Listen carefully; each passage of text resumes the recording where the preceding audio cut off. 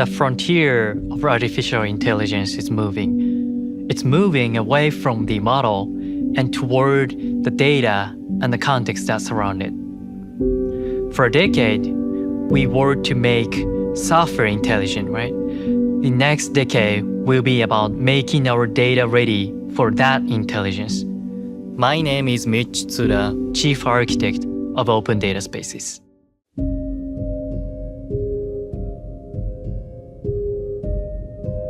"15 years ago, Mark Andreessen wrote that software is eating the world, and he was right. One by one, every industry became a software industry, what we now call a software-defined transformation, and it's still accelerating. But something has shifted underneath it. When the model, the interface, and, so to say, the algorithm all became commodities available to almost everyone at almost no cost, they stopped being the source of advantages. So what remains? The data. And that's why I believe the famous line needs revising. Today, data is eating the world. Software still defines what a company is worth, but data now decides which software wins. The line of competition is no longer drawn at the algorithm. It's drawn at the data and at the meaning that surrounds it. So here's the uncomfortable part. The fuel for modern AI is beginning to run low. Today's large model learn from the public internet, such as pages, books, papers, posts. So it appears inexhaustible, but it grows at a finite rate, and the models consume it faster than it grows. Researchers call this peak data, and one of them put it, we have but one internet. I mean, the internet. So high quality text runs short first, other models like images, audio, and video follow the same curve. So let me be more precise about what running out means. So the data does not actually vanish. What runs out is the supply. Fresh, high-quality data growing fast enough to feed ever larger models. So at current pace, high-quality public text could be effectively exhausted somewhere between 2026 and the early 2030s. So the era of progress by simply adding more data is ending. We're entering an age of scarcity and the beginning of more interesting age of discovery. The question is no longer how much data, but which data and what it means.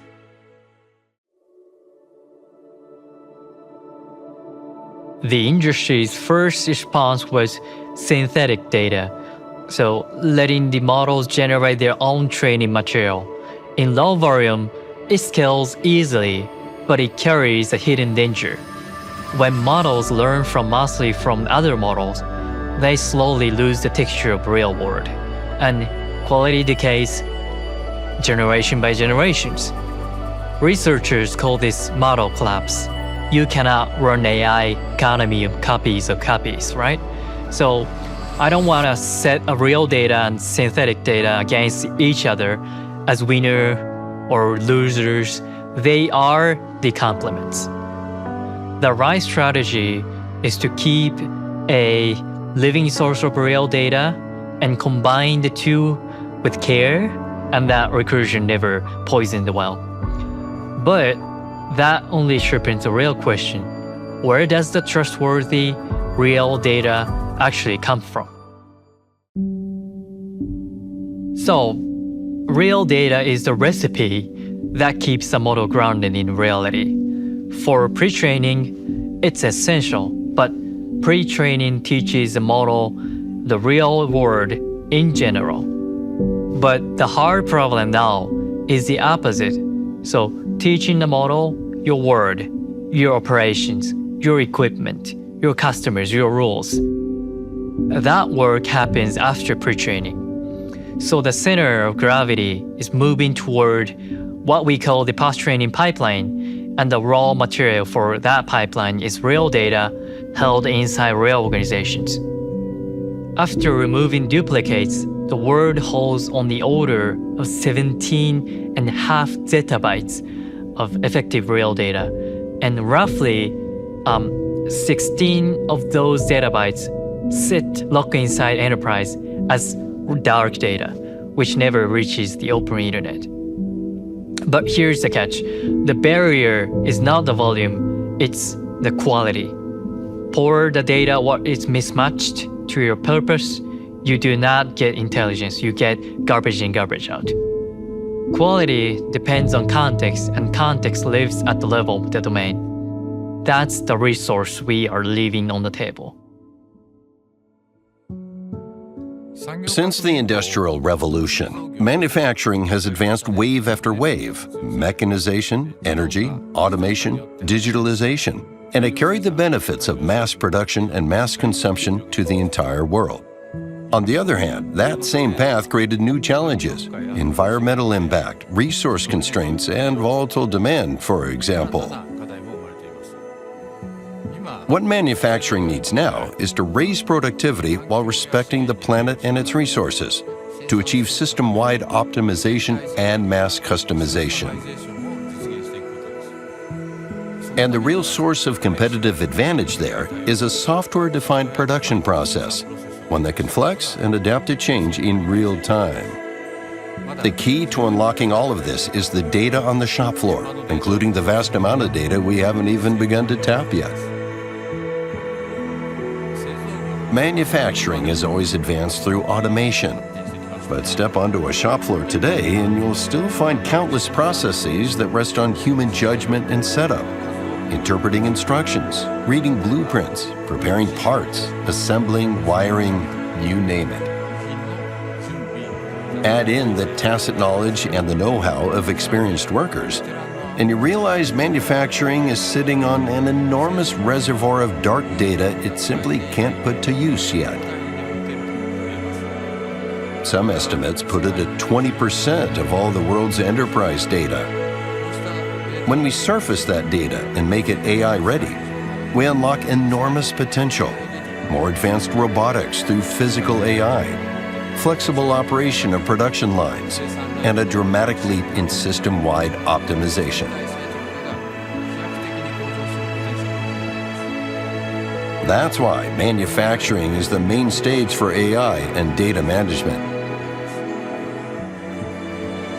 On most shop floors today, data is scattered department by department, siloed, disconnected, with no links between them.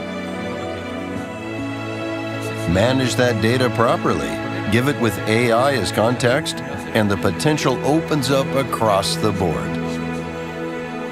You can automate batch process control that used to be run by hand. You can make fault diagnosis far smarter. You can lift product performance and extend equipment lifetime through optimal maintenance. Every single phase of manufacturing gains the potential to get smarter and more automated. And it doesn't stop at one company. You can extend it to connect supply chain management across enterprises. Managing data well for agentic AI and making it usable right where it's needed, that's the force that moves manufacturing to a whole new level. This is the industrial revolution of our time. The revolution moved the frontier from the algorithm to the data. And the greatest obstacle that remains is no longer the model. It's the data pipeline we cannot scale. Data that's distributed, siloed, scattered around, and stripped of its meaning. That's the problem we have to solve.